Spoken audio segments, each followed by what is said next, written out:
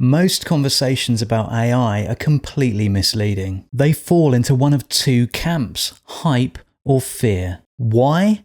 Well, because people love extremes and algorithms promote extreme views on social media, which is a shame because what people need now more than ever is balance and clarity. You want to know how AI will actually change your life because AI isn't going to replace you, but it's likely to change how you think. And changing how we think changes who we are and who we can become in the future. Well, the good news is this video isn't based on extremes and it has absolutely nothing to do with hype or fear. It's a balanced perspective on the impact this technology might have on you, me, and everyone else. The truth is that AI can make our lives better, but it can also impact us negatively at the same time. Yes, it's possible for something to have two sides and to recognize those two sides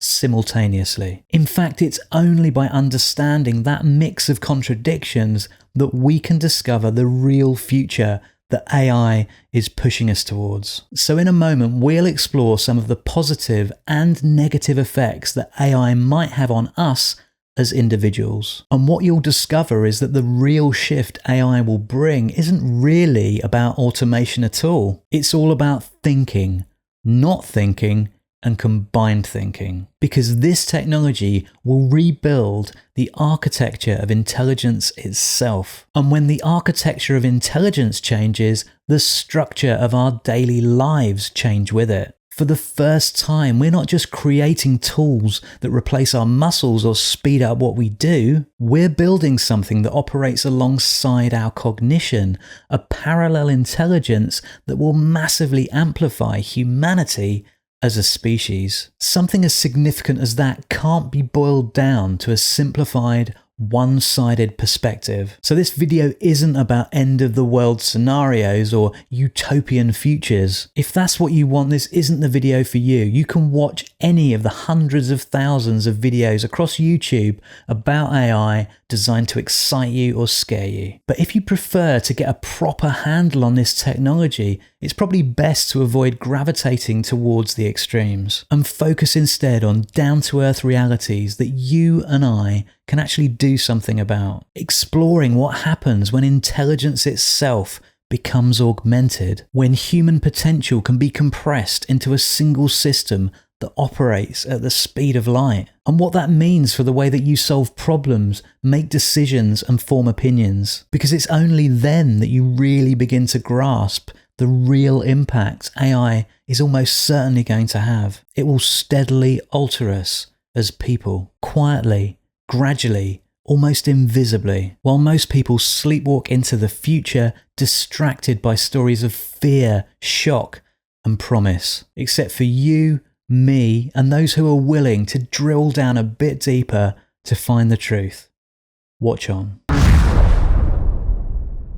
For most of history, tools have helped us to do things. A hammer amplified force, a plough amplified labour, and a calculator amplified arithmetic. But AI is different. It doesn't just help us to act, it helps us to think. It can break down complex ideas, connect disciplines instantly, and offer multiple perspectives. It can simulate reasoning paths and compress weeks, months, or even years of research into minutes. This isn't automation replacing humans, it's cognitive augmentation. We're moving towards a world where everyone has access to a kind of permanent thinking partner, a system that can support decision-making, learning, creativity, and problem-solving across almost every area. Not because it's conscious and not because it's wise, these things remain uniquely human right now, but because it's exceptionally fast, impossibly vast, and continuously available. And what most people are missing right now is that this changes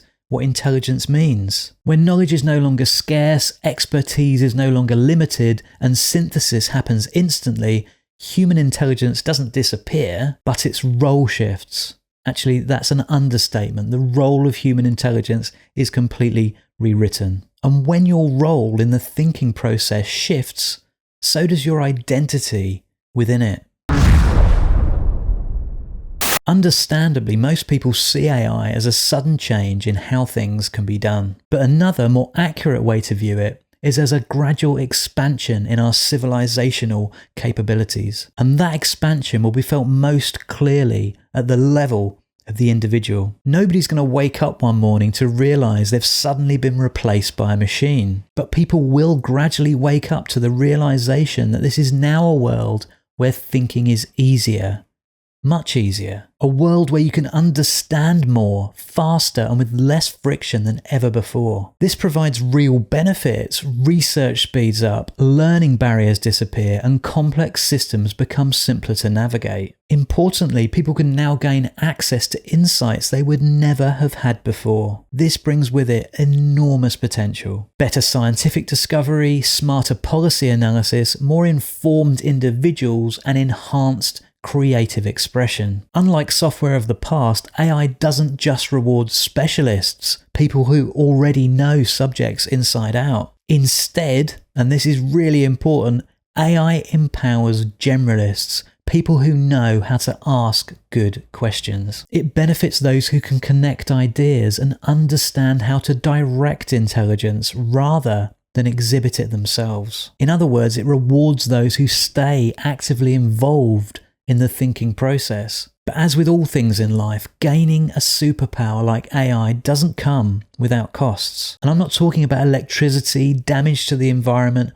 or even subscription charges. When thinking becomes effortless, answers arrive instantly, and friction disappears, the way we live our day-to-day lives begins to alter dramatically. And when the way we think alters, the way we develop as people alters too. So we need to be really careful that we don't lose important parts of ourselves in this transition.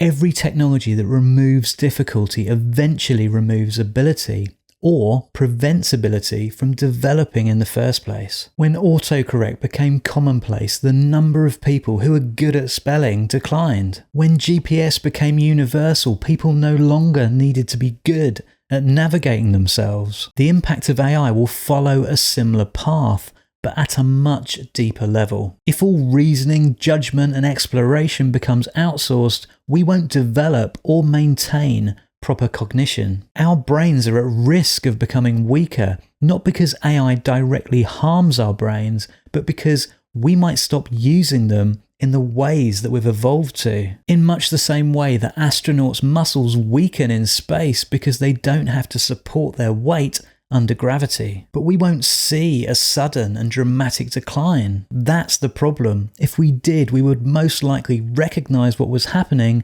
and act to protect ourselves. The danger lies in entering a slow transition, letting systems decide, summarize, and direct us more and more over time. Getting AI to write every email for us, allowing AI to decide which restaurant we eat in every single time. The enemy isn't AI itself, it's our desire to do things with maximum efficiency. An obsession with getting from A to B as quickly as possible that will steadily erode our ability to think deeply. None of this is inevitable, but preventing cognitive decline will require an understanding of how augmented thinking can impact our brains. Importantly, we need to know when to use AI to solve problems and when to turn away from it to think for ourselves. A key consideration is the difference between thinking assistance and thinking substitution, and staying actively involved in the thinking process as opposed to letting machines do our thinking wholesale. AI isn't malicious, it doesn't choose to steal our ability to think properly. In the same way cars didn't choose to reduce our physical fitness, and social media didn't choose to reduce our ability to focus on meaningful things. No, we choose to give away our abilities in return for immediacy and a reduction in effort. But leaning too heavily on AI could have ramifications far beyond anything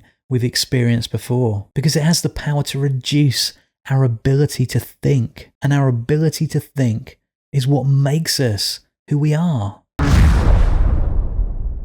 So what does this all mean? Well, AI has the potential to amplify the very best of us and the very worst of us at the same time. Make no mistake, this is a complex technology that challenges what it means to be human. AI isn't a god and it's not a villain either.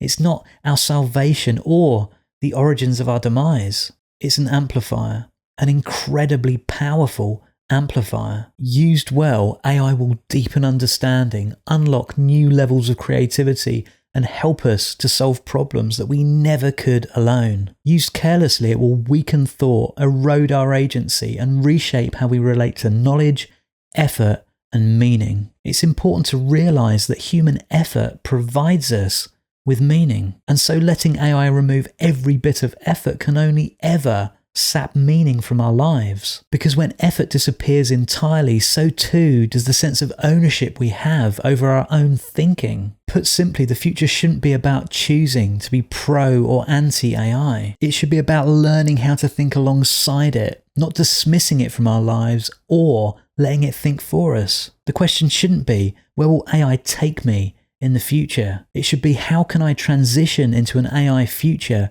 while preserving what it means to be me? Because this isn't about the end of the world, and it isn't about paradise either. It's about who you become in a world where exceptional thinking is no longer scarce. If this video aligns with how you like to think, why not subscribe to my channel, or better still, join my mailing list. It only takes a few seconds, and the link to do it can be found in the description below. I'm building a community of people who appreciate that the future won't be straightforward. People who want to explore the amazing, concerning, and confusing impacts that technology will have on our lives. Because we're almost certainly not heading into a utopian future or a dystopian future. We're heading into a layered future. As always, thanks so much for watching, and I look forward to seeing you in the next video. This video was based on my writing over at layeredfuture.com. If you'd like to explore the full article or browse through other topics, you'll find it all there.